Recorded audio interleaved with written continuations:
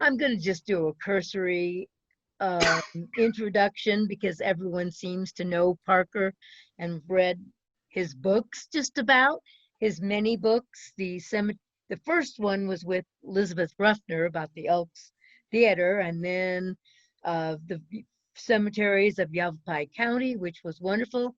We went on a little tour, I think, after that one, after he presented. And there's also the Grand Canyon cemeteries. There was Haunted Prescott and uh, Wicked Prescott. Wicked Prescott, and then Wicked. Haunted. Yes, I yes. cannot keep up with you. And then there was Beyond, about the World Beyond, which was a World Beyond was good, yeah. tribute to an old Phoenix-based movie program. Right. The And Hanged Man. Story of a Hanged Man, which was a biography of the outlaw Fleming Parker. Mm-hmm.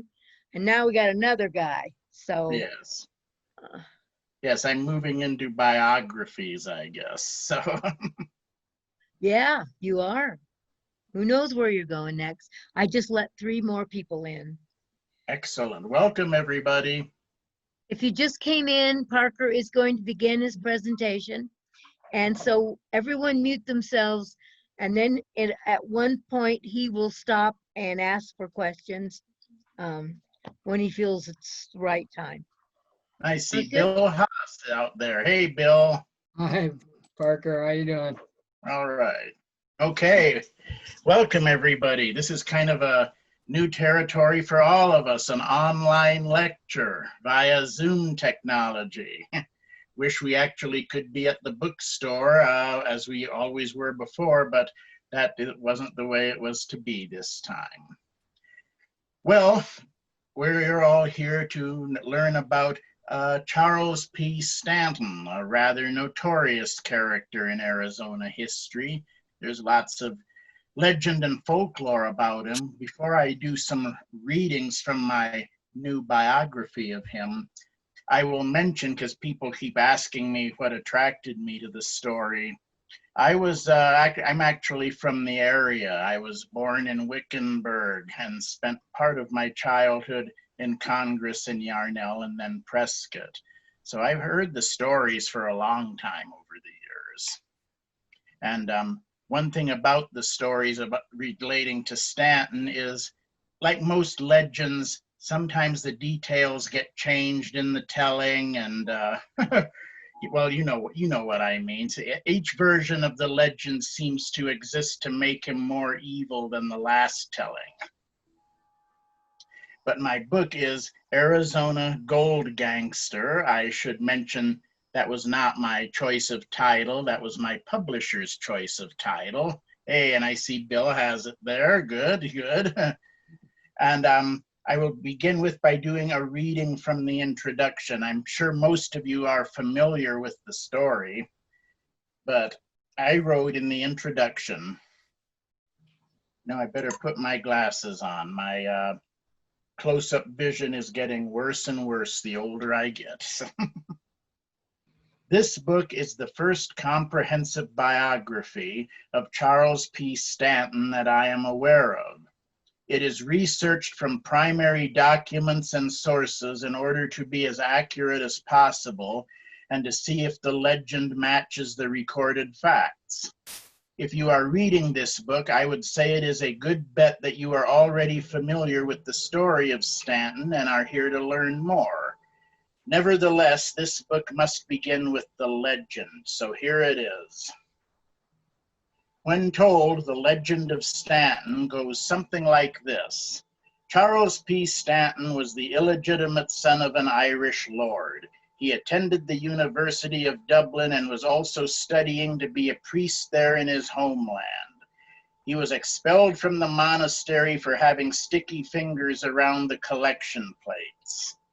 He then immigrated to America and wound up in the Arizona Territory, where he got a job as an assayer at the Vulture mine near Wickenburg. He was fired for stealing ore. Moving to the small stage stop town of Antelope in the 1870s, Stanton quickly and ruthlessly became the town boss, running the place with an iron fist. He renamed the town for himself and increased his wealth by swindling Dennis May out of the rich Leviathan mine. Those who crossed him usually ended up dead, with Stanton acquiring their mines and estates afterward. Stanton befriended a border-crossing, bloodthirsty Mexican bandit named Francisco Vega and hired him to do his dirty work for him. If anyone died unnaturally in the town of Stanton, you could be sure Stanton himself was involved. The law did nothing to stop him because, as Justice of the Peace for Yavapai County, Stanton had offices and great influence in the county seat of Prescott and had Yavapai County Sheriff William J. Mulveenan and his deputies bought and paid for. Charles P. Stanton desired to own a profitable stage stop run by a man known as Yaki Wilson. Stanton knew that Wilson was the bitter enemy of another local resident named William Partridge, and he tricked Partridge into killing Wilson. He told Partridge that Wilson was approaching, gunning for him, and the gullible Partridge ran outside with his own guns and blew Wilson away. Partridge went to prison while Stanton arranged to take possession of Wilson's stage stop.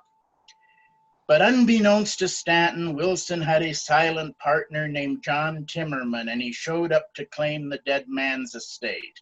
Stanton quickly arranged for Vega to dispatch Timmerman to the great beyond.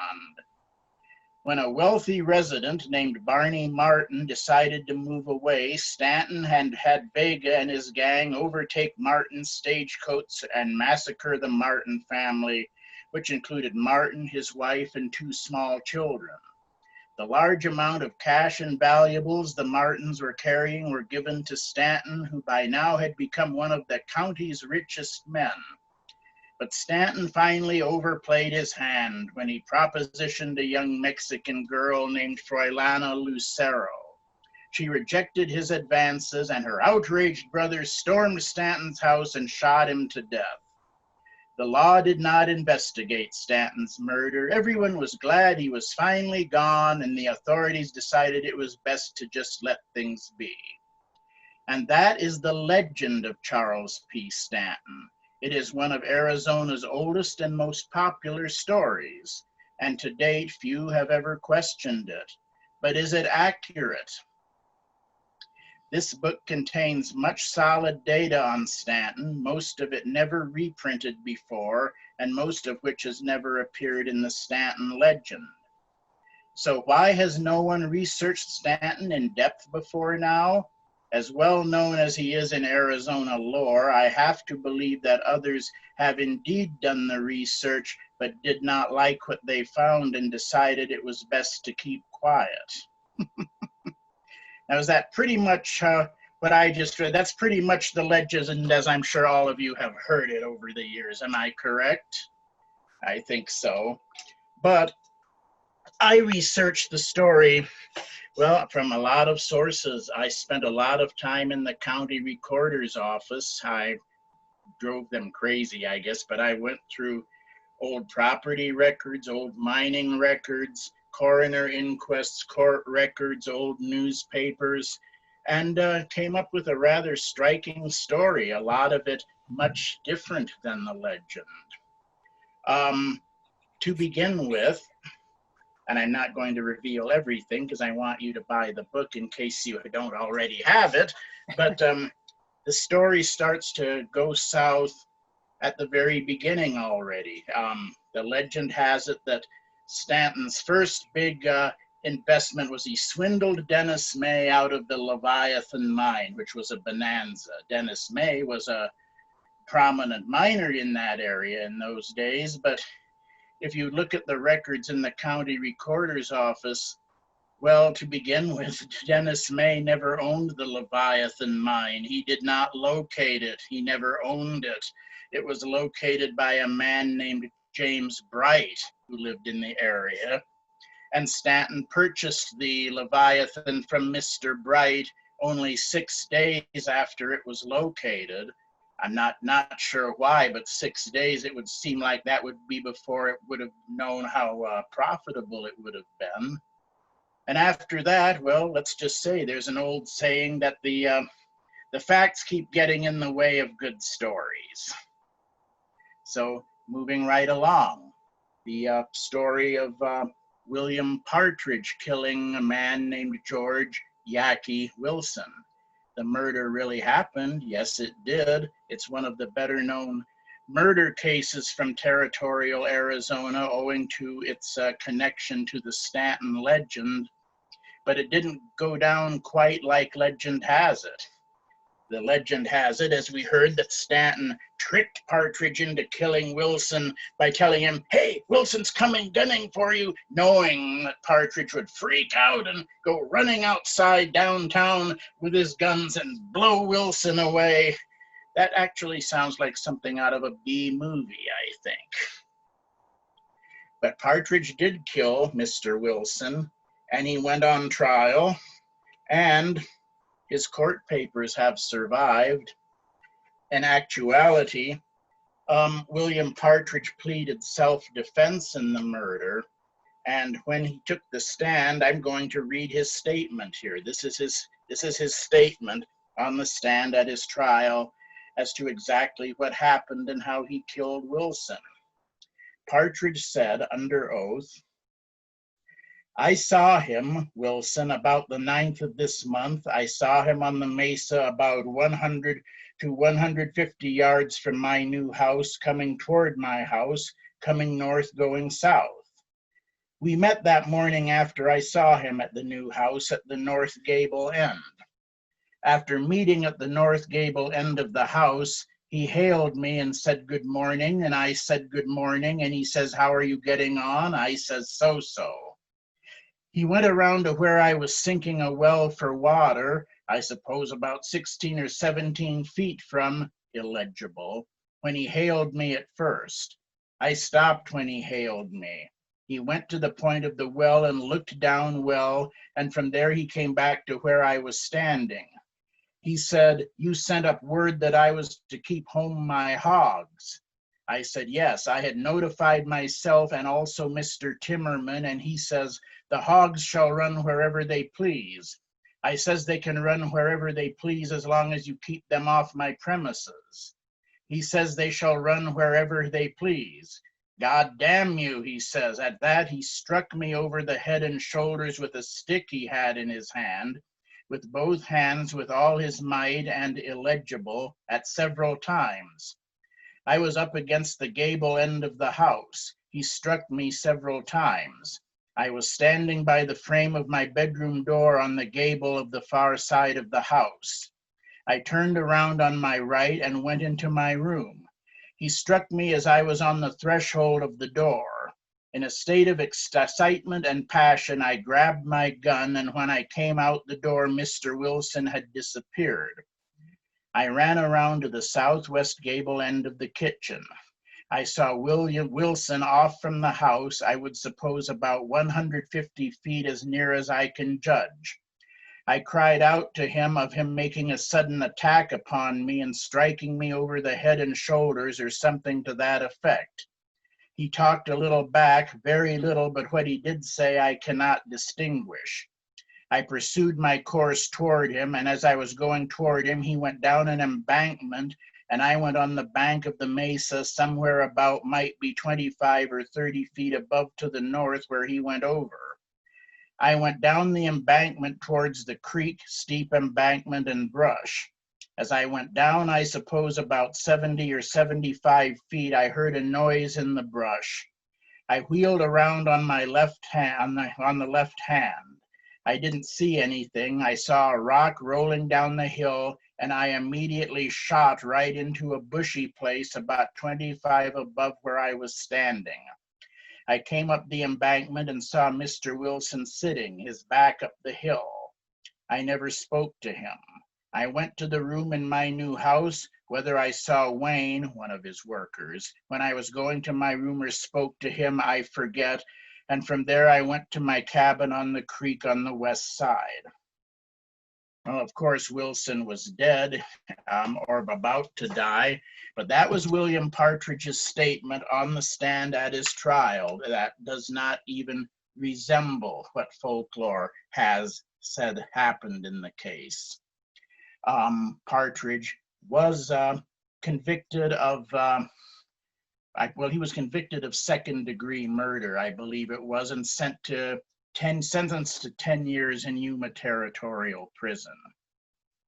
The legend of Stanton pretty much leaves him there. It leaves poor old William Partridge rotting in prison. In reality, he was paroled after only 4 years, and he returned to the town. He moved back to the town, which would seem incomprehensible if the legend version of the story were what actually happened. So at this point, and I will do a little more reading shortly, but we will take a moment. Does anybody want to unmute? Does anyone have any questions up to this point?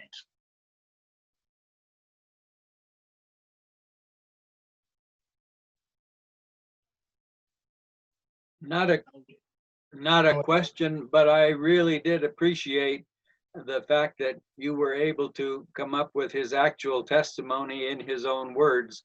And that really does clarify pieces of the legend that were circulating pretty rampantly. So Oh, it really does. Yeah, I mean, Yavapai County records there's some gaps, but Yavapai County records are actually quite well preserved, more so than in some other counties in the state. Could you find any reason why he was let go after 4 years? There are a couple of reasons. One thing, there was quite a bit of sympathy for him because a lot of people perceived that he had shot Wilson pretty much in the heat of the moment in self-defense. And so there was some sympathy for Partridge among the public. And a lot of people petitioned the governor to grant him clemency. Second, contrary to popular belief, Yuma Territorial Prison was not a place where people checked in but never checked out. There were a lot of pardons and paroles out of Yuma in those days, probably due to prison overcrowding. If anyone else has a question, and you're not getting through. I have a question. Okay, but first I just want, you have to unmute yourself like she did before we can hear you. Okay, go ahead now, please. Well, it's okay. I'm curious about whether it was customary for pigs to wander around loose. This was a provocation. I don't know that it was customary. It just seems like Wilson owned a herd of swine and he let them out to graze and didn't really care where they went as long as they came back. And that seemed to be the issue. They were wandering over onto Partridge's property and grazing on his land, and he didn't like that. So it probably, so it was a real provocation even in context. Oh yeah, there had been bad blood between them obviously for a while. Thank you. Anyone else? Otherwise, I will start. Bill Haas, you have your hand. Well, the idea of self-defense after he chased the guy down strikes me as rather odd, but I guess things were considered quite loosely in those days. If somebody provoked you, then it's like stand your ground law. Even if you aren't standing your ground, you're hunting them down. If you perceive a danger, you can go after them. Well, his self-defense defense didn't really serve him very well. He was convicted and did get sentenced to prison. So, all right, moving along. When you think about the legend then contends that after Partridge went to prison and apparently never got out, which we now know he did get out after 4 years and went back home. But the legend has it that a silent partner of his named John Timmerman showed up to claim his stage stop in the estate. And so, because Stanton wanted the property, Stanton had his henchman knock off Timmerman. To begin with, if you research old records, Timmerman was not a silent partner in the business. Everybody knew he was a partner. He was there all the time. It was no secret that he was Wilson's partner. So, and second, if you research property records over at the recorder's office, you find that Timmerman sold the stage stop to James Bright before he was murdered. That takes away the motive for Timmerman's murder that legend has prescribed, which is very interesting. Timmerman was certainly murdered. He was on his way to Wickenburg carrying a lot of money when he was killed by persons unknown. But that was a crime-infested area. He could have just been set upon by bandits and with no more motive beyond that. That's what I think likely occurred. In researching, I found, though, what I think really puts the book over is not debunking the legends, as finding out so much other detail about Stanton that does not appear in the legend. I mean, I found all his mining claims, the names of his mines. His first mining claim in the area was named the Queen of Palmyra. His very last mining claim was he named it the Elephant Mine. I mean, little things like that almost tend to put a human face on the man who history has judged to be a monster. Let me see. I've got one of my favorite stories that I discovered is one that does not appear in the legend. I will read that to you. And what makes this story really interesting is that, well, there was a time Stanton actually was at one point convicted of attempted murder. And this is that story. However, it doesn't appear in the legend. You might ask why. Well, let's take a look at it. This is a story, unless you've read the book, you've likely never heard. The January 29th, 1882 edition of the Arizona Weekly Citizen, the newspaper from Tucson, reported on a recent visit to that town by Stanton. Stanton told the paper that Weaver area citizens had been suffering from a dry, hacking cough of late, but that a recent snowfall had alleviated the problem somewhat. While Stanton was in Tucson, an Antelope resident named John McHugh went into action. Like most denizens of old mining towns, virtually nothing is known of McHugh's background. One can find online references to a Civil War veteran named John McHugh, but this may or may not be him. At any rate, McHugh drew up a new mining claim for himself. It was large and incorporated a notable chunk of Stanton's valuable property. He was jumping Stanton's claims. Part of the deed reads, and I'm quoting from the deed that's in the recorder's office, part of the deed reads, that particular quartz ledge heretofore known as the Great Sexton and afterwards and heretofore known as the Great Leviathan. McHugh named his new mine the Dreadnought. Stanton probably did not even know he had been jumped until he read it in the newspaper. Apparently, he had been talking about selling the Leviathan because McHugh brazenly placed a public notice in the newspaper, quote, "Notice is hereby given warning all persons against purchasing the Great Leviathan mine formerly owned by C.P. Stanton, Weaver District, Yavapai County, A.T., relocated as the Dreadnought mine by the undersigned. Persons are further warned against trespassing on the said property or they will be prosecuted according to law." Needless to say, Stanton was incensed when he saw McHugh's notice and stormed over to confront the claim jumper. The details have not survived, but a violent argument broke out, culminating in Stanton drawing his gun and firing twice at McHugh, missing him both times. McHugh managed to escape his attacker and sought help. In the end, Sheriff Joseph R. Walker arrested Stanton and took him to jail in Prescott, where he was charged with assault with attempt to commit murder. Prescott Justice of the Peace Albert O. Noyes set bail for Stanton at $2,000. His old friends Daniel Hatz and Patrick Hamilton got together and paid it. The last time Stanton had been arrested, he was charged with assault with a deadly weapon. Attempted murder was far more serious. This was the most trouble he had been in with the law so far.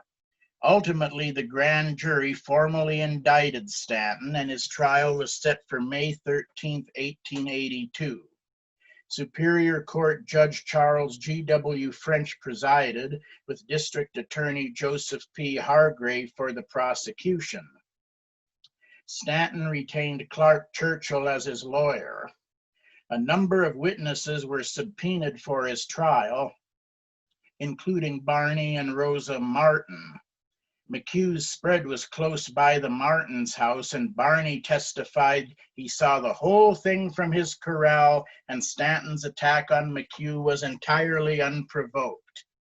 James Bright was also subpoenaed, but ultimately refused to come, prompting a warrant to be issued for him. On May 13th, Stanton went on trial. Among the jurors were prominent citizen A.C. Burmester and architect and businessman John Ribley. I added Ribley's name because any solid Prescott historians may remember he was one of the architects who helped build the governor's mansion. Sadly, the trial transcript has not survived with the other court papers, but it is known that John McHugh told his version of the story on the stand, and Barney Martin testified as to what he witnessed from his property, testimony that must have been damning indeed. While the trial was commencing, McHugh went to work to shore up more protection for his mine. He took on 3 partners in the dreadnought, including a man named Louis Armstrong, as well as prominent attorneys John A. Rush and Edmund Wells, familiar names to Yavapai County historians. It is always good to have high-powered attorneys as partners. You might need them. Together, the 4 partners filed a lawsuit against Stanton, charging him with trespassing and trying to interfere with their access to their property. On the very day he went on trial, Stanton mortgaged the Leviathan to his attorney Clark Churchill for $500, a move clearly designed to protect Stanton's ownership. However, a few weeks after filing, the partners withdrew the suit for unknown reasons. On May 16th, after a 3-day trial, the jury found Stanton guilty of attempted murder.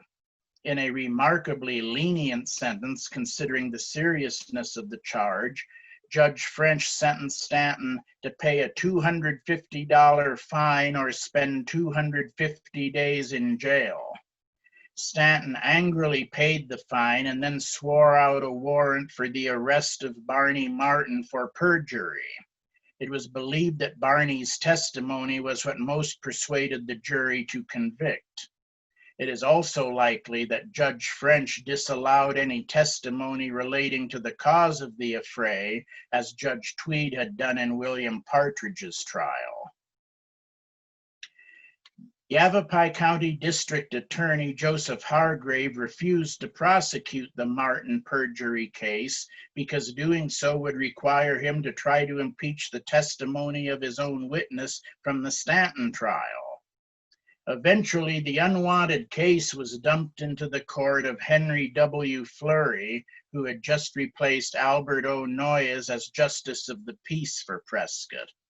Fleury was one of Prescott's first citizens, having arrived as a secretary with the first governor's party in 1864. Judge Fleury patiently listened to testimony from all of the principals for several days, then dismissed the case. If Stanton had been acquitted at his trial, prosecuting Barney Martin for perjury might have stood a chance. But since Stanton was convicted, legally Barney had not lied under oath. The court papers have not survived for this case. Nothing further is conclusively known of John McHugh.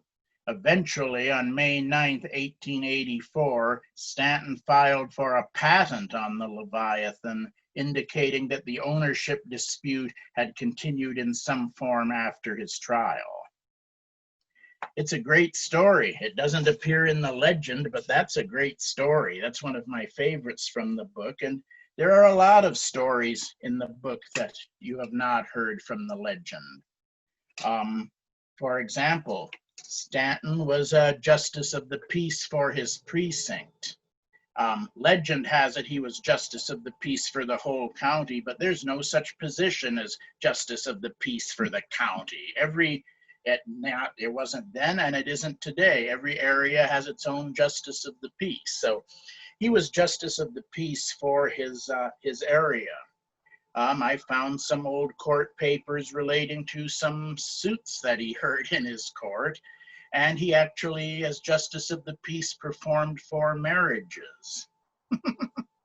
Again, it kind of puts a human face on the monster, and that there's a lot more to it. And I know time is going on, so it's probably time to take a few more questions. Everyone that wants to ask a question, be sure to unmute yourself. Parker, this is Lucas Shaw. I wonder if you mentioned the Leviathan in legend was a very productive and wealthy mine. Was that the case? Oh yes, it was a bonanza for Stanton. It made him a very rich man. That's why McHugh tried to jump it, obviously. I have a question. Parker, you mentioned Henry Fleury. Yep. How is that connected to the Henry Fleury that's here at Prescott now, who composes symphonies and? Oh yeah, I've met Henry Fleury, the local musician. As far as I know, he's no relation. Oh. Strange. Okay, thank you. Parker, I have a question about why someone would be allowed to file a claim on an existing claim. It's a plain old-fashioned claim jumping, and it was sometimes common in those old days. There were a lot of fluctuations in the law that allowed for it, including the fact that if your claim, and I think this is still true today, if your claim isn't generating a certain amount of ore annually, you lose it under the law. There are all kinds of claims all kinds of ways people were able to jump mining claims in those days. Okay, thank you. Thus, John McHugh, when he jumped Stanton's claim, felt that he had influence behind him. He had powerful friends, and Stanton, even though maybe he wasn't quite the monster legend has made him, he wasn't Mr. Popular either. He was unscrupulous in business dealings. So McHugh thought he somehow thought he could beat Stanton. All right, thanks.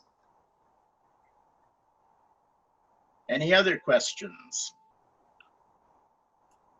I see Ron and Sally Lunt out there. Hi, guys. Yeah, this is Bill McKella. Yeah. When you note when Lost Dutchman's Mining Association kind of started their activity, myself and two partners, bought 64 acres on the north section of Stanton where the buildings are that are noted on page 75. So we bought that in 1973. We took possession in about March 28th of 73. Mm-hmm. And then the 10 acres where most of the older buildings are, where the Lost Dutchman's office is, that was the 10 acres was the part that was in the Saturday Evening Post contest, Right. and not the part that we owned. Right. Then, so we owned it, and we ran camps for boys 6 through 13.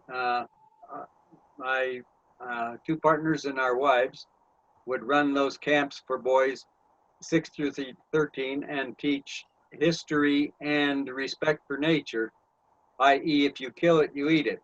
Mm-hmm. So we did that for several years, but then when we sold it to George Massey, Lost Dutchman's Mining Association, in 1994.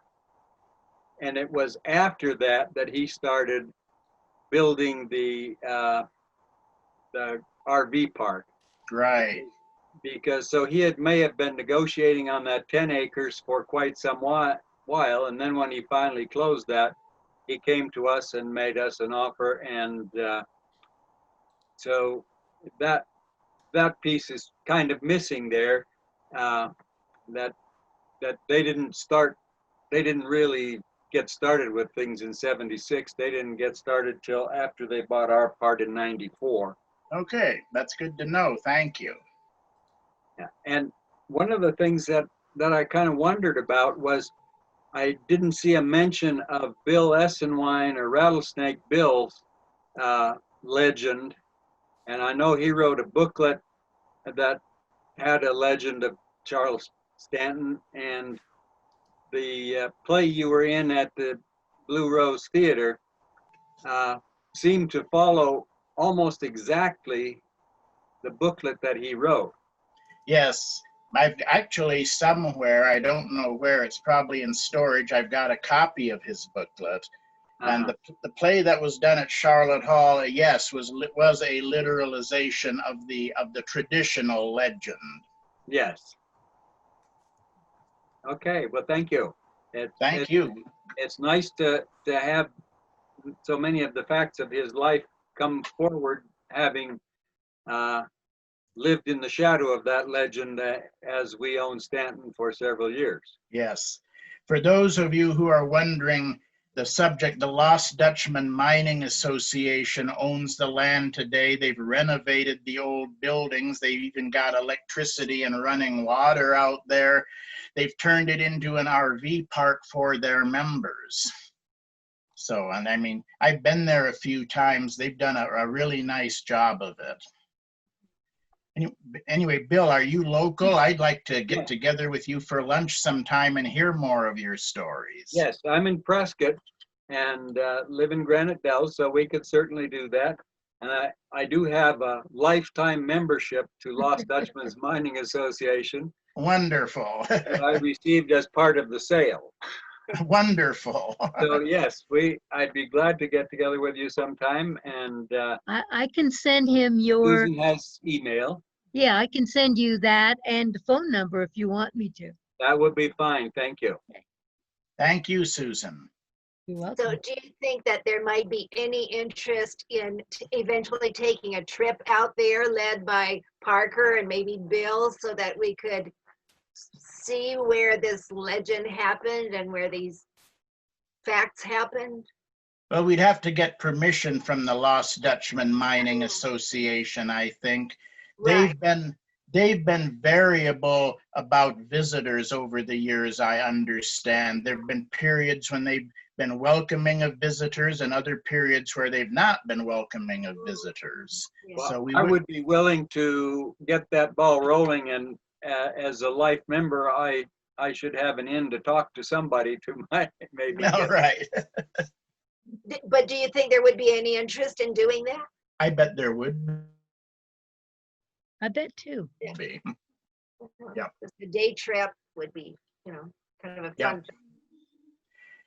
There is it's amusing. There's a group out of Scottsdale called Arizona Ghost Adventures, and they've done a couple of paranormal investigations at Stanton of late. So Did they find anything?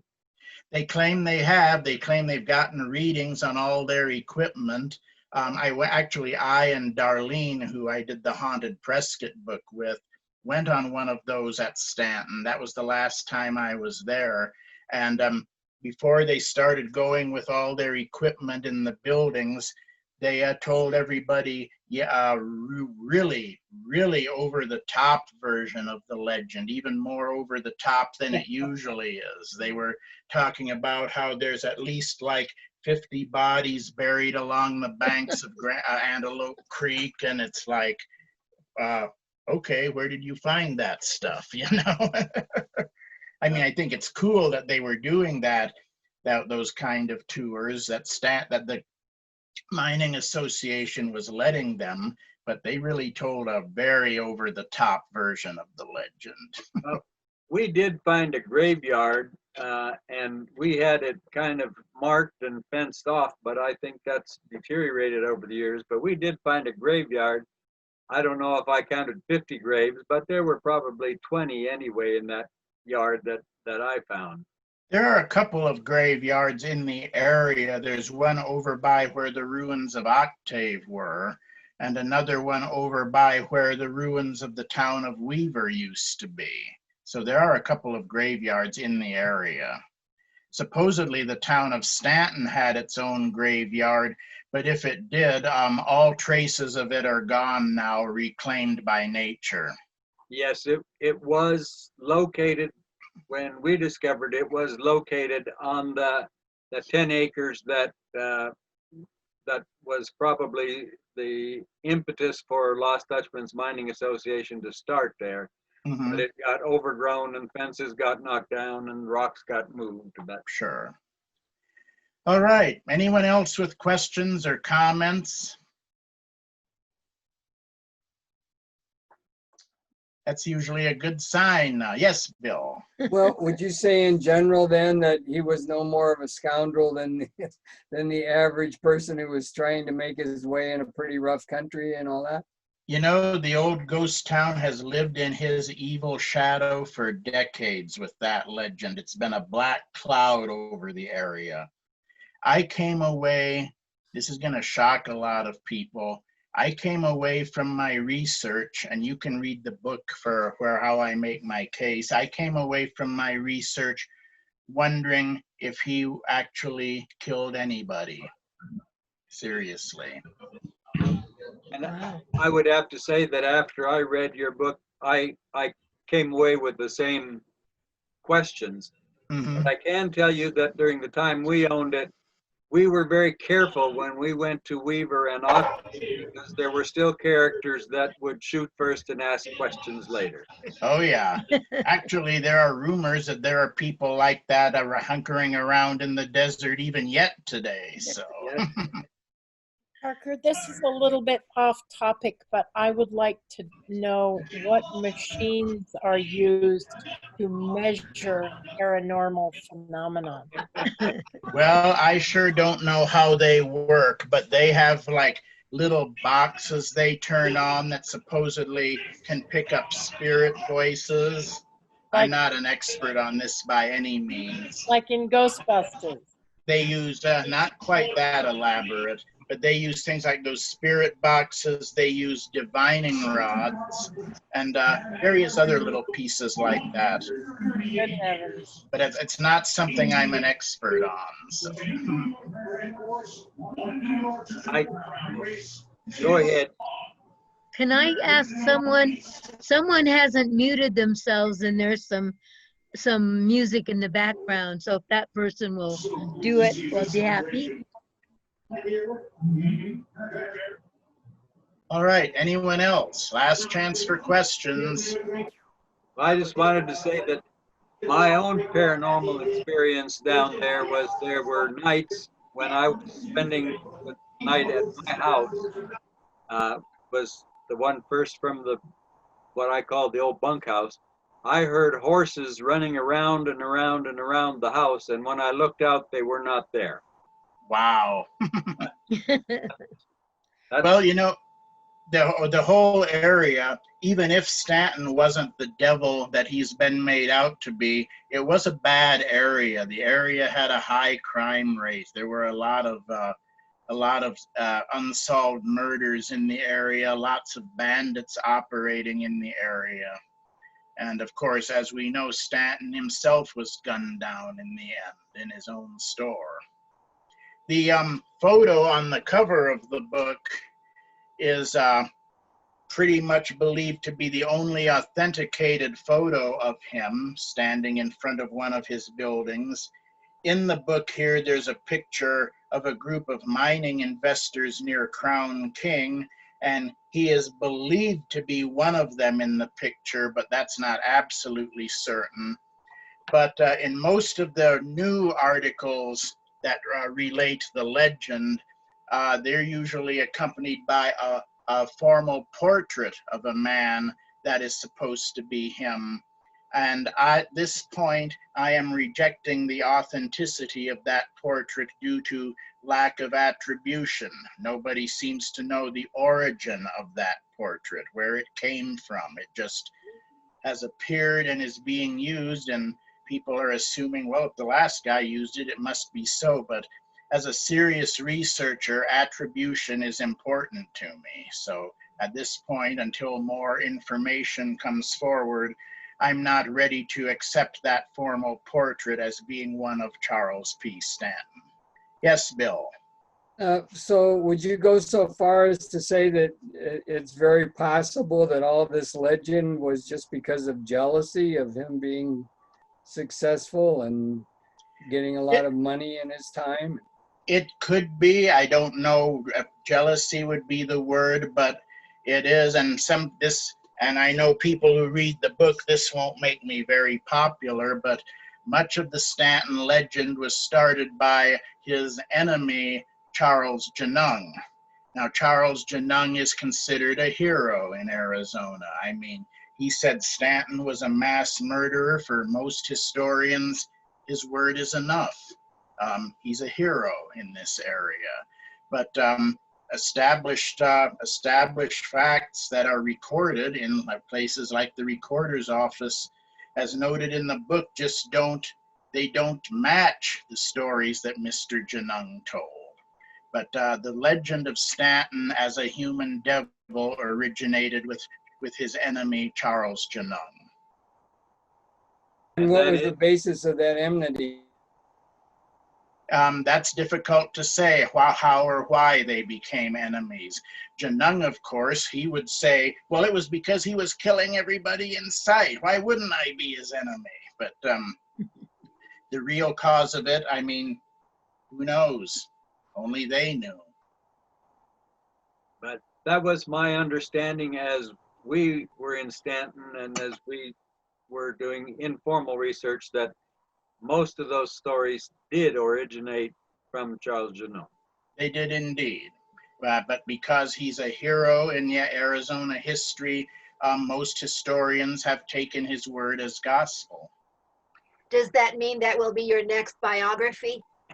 At this point, I'm not planning to do a biography of Charles Genung, but I wish somebody would, if they would do it the way I do it, from original sources. Otherwise, that's a subject that really should be written about. His grandson actually did write a biography of Charles Genung, but however, he utilized, of course, the old family stories, the old family histories, and who's to say how accurate those are, because Stanton is still a devil in that book. Parker, do you have any information about the picture of the building that is on the cover of cover of your book? That building, I'm guessing, isn't standing anymore. That's supposed to have been one of Stanton's stores. The mountain range in the background there doesn't match the range right there at the site of the surviving buildings, but that range can be found a couple of miles north of town. And I know that because way back when we did the play about Stanton at Charlotte Hall, we took a field trip down there and we started messing around for some reason in the brush a little ways from town, just exploring. And I looked up and I recognized that mountain range. So that's actually the range on the cover, is a couple of miles north of town.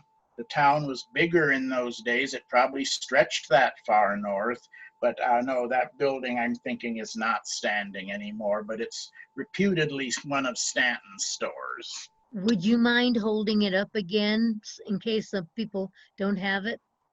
There it is. My image is reversed because that must be my camera in the computer, so. See. So if I'm correct, this is a western view. This is looking toward the west. Looking toward I think it's looking toward the east, actually. Toward the direction you would be looking at if you were looking at Rich Hill. Okay, it doesn't look real familiar as Rich Hill to me, but no, that is not Rich Hill. Like I said, that's a couple of miles north of town. Right. Okay. Okay, we've been going almost an hour, so I'd say this is last chance for questions.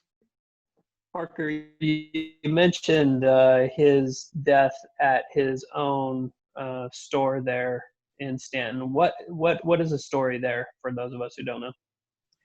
Well, the story is that, well, actually, it's not a story. It's true. On the evening of, I think it was November 13th, 1886, 3 Mexicans walked into his store under the pretext of asking for directions. And while Stanton's clerk was getting some stuff out of the shelf for them to buy, while his back was turned, the men drew their guns on Stanton and opened fire, killing him instantly. The legend has it that they were probably seeking revenge because supposedly Stanton had propositioned their sister or something. But actually, and we'll never know the truth for sure, in later years, Charles Janung liked to hint that he engineered the murder. He couldn't say it outright because then he'd get arrested, but he liked to go around hinting that he had arranged it and got rid of the terror of the county. Anything else? I think for people who want the book, I believe Peregrine is still closed, but Susan, you still have curbside service. Can they special order it? We do. They can special order. We had plenty in stock, but I'm afraid they're all selling out really fast. So we're going to get more in, and maybe you could come over and sign some. I mean, outside where the curbside is. Yeah. And so we'll have plenty. We will, you can call ahead and see if it's in yet. That's one good thing. All right. And maybe in now, I don't know, because we did order some more. And I'd also just like to, you say what you, and then I want to say a couple things. I'm sorry, what? Tell me when you're through, because then I was just going to. No, go ahead. Okay, I just want to say that stay tuned for events. I mean, I don't know, we have to compete with our historian here, who we always love what he has to say. But we have an event next Thursday on the community of death from the Death Cafe people, which may not suit your interest. But next month, we also have several good ones, including one that I'm really excited about. There's an Australian Aboriginal man, educated, who has written a wonderful book called Sand Talk, about how indigenous thinking may help save the planet. And it's a fantastic book. It's funny. It's philosophical, but in a way that is not difficult. And it's a wonderful book. And This is coming to us clear from Australia. So we also have Ken Cook. Oh boy. I don't know if you're still there, Michelle, but I forgot who else. We're going to have in August, Megan Merchant, and a whole bunch of stuff, and one local book on Prescott apples. So that should be interesting. I'm really interested in our local apples, the history of. Probably not the kind of history you would do, Parker. So thank you for joining us, and Yeah, thank you. it's wonderful. And we're going, if you want to tell your friends, this should be posted. I'm not sure exactly where. We have a YouTube channel. It'll have to be edited first, and maybe on our website, and probably on Facebook too, so that if your friends want to tune in and just see what he had to say and the questions, it'll be up for quite some time. Who might people contact if they're interested in a field trip? Well- Depends. We don't have anybody to arrange it yet. Well, why don't I organize you guys getting in contact, and then you can decide, and I could announce it or something I if guess you decide. I guess probably the place to begin would be to get permission from the Lost Dutchman Mining Association, see if they would be interested and when, especially with COVID-19 sensibilities. Yes. And if they would give the okay, then we take it from there. I will assume the responsibility to contact them and follow up from there.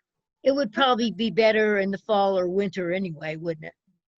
Probably, yes, when it wouldn't be quite so hot. I'm Yeah. sure it's broiling hot down there by now. Yeah. Well, you can have another time when you do a book signing, and that will work. I think Rita had a question. Chris and I would both be interested in joining in that. We have old family history down there, and that's where my folks are from, so we would definitely like to be included. All right. We'll Hi, talk. Chris. Hey, Hi, Chris Rita. and Rita. Good to see you guys. Thanks, Parker. Thanks, Thank Susan. you. Very nice, thank you. Thank Thank you you all for coming. Thank you, everyone. Thank you Great very job. much. Thank you.